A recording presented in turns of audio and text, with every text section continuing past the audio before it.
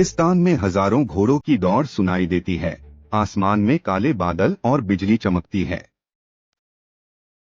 एक व्यक्ति जिसकी आंखें बाज जैसी हैं, खड़ा है। उसकी आवाज गूंजती है, मैं धरती का दंड हूं। भगवान ने मुझे तुम्हें सजा देने के लिए भेजा है। नाम था तेमुजिन। दुनिया ने पुकारा, चंगेज खान। कहानी की शुरुआत होती है 1162 में मंगोलिया में। एक बच्चा पैदा होता है, हाथ में खून का थक्का।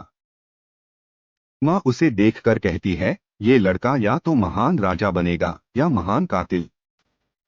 9 साल की उम्र में तेमुजिन के पिता को दुश्मन जहर दे देते हैं और कबीले वाले मां बच्चों को अकेला छोड़ देते हैं। भूख से भरा जंगल, तेमुजिन और उसके भाई बहन चूहों और जड़ों से जिंदा हैं। सूखा और संघर्ष का समय आता है और सौतेले भाई ने शिकार का हिस्सा देने से मना कर दिया। 13 साल की उम्र में तेमुजिन ने तीर उठाया और अपने ही भाई को मार दिया। उन्होंने कहा, या तो मारो या मरो। 16 साल की उम्र में उसकी पत्नी बोरते को दुश्मन कबीले द्वारा उठाया जाता है। तेमुजिन अपने दोस्त जामुका के साथ 20,000 सैनिक लेकर दुश्मन पर टूट पड़ता है। वह बोरते को वापस लाता है और कहता है, जो मेरा है वो मेरा रहेगा। 1206 में तेमुजिन ने सभी मंगोल कबीलों को एक करके चंगेज खान का खिताब प्राप्त किया। लाखों मंगोल उसके सामने घुटनों के बल थे। एक बूढ़ा ओझा उसकी महानता का ऐलान करता है। चंगेज खान सिर्फ लड़ाई नहीं करता, वह यासा नामक एक कानून बनाता है। इसमें 3 नियम हैं। चोरी करने वालों का सिर काट दिया जाएगा, डाकिया को कोई नहीं मारेगा और हर मजहब का सम्मान किया जाएगा। इसी कानून ने जंगली कबीलों को एक फौज में तब्दील कर दिया।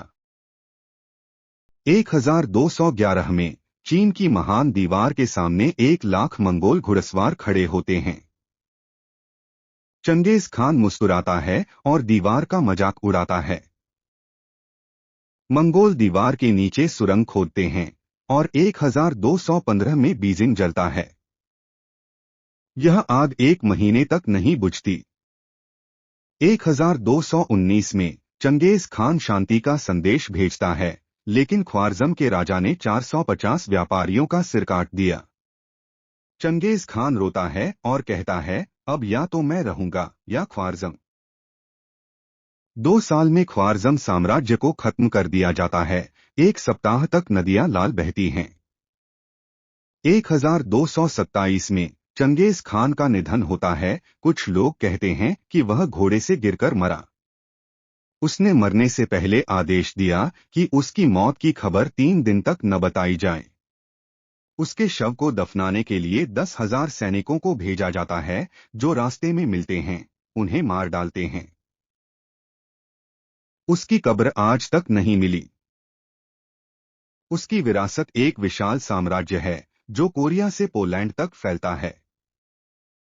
चंगेज खान का साम्राज्य 1.2 करोड़ वर्ग किमी में फैला था, जो मानव इतिहास का सबसे बड़ा साम्राज्य है। कहा जाता है वह कभी चैन से नहीं सोया। अंत में वह फिर से रेगिस्तान में अकेला दिखाई देता है। कहता है, मैं धरती का दंड हूं। अगर तुमने गुनाह नहीं किए होते तो भगवान मुझे नहीं भेजता। फिर वह धुंध में खो जाता है।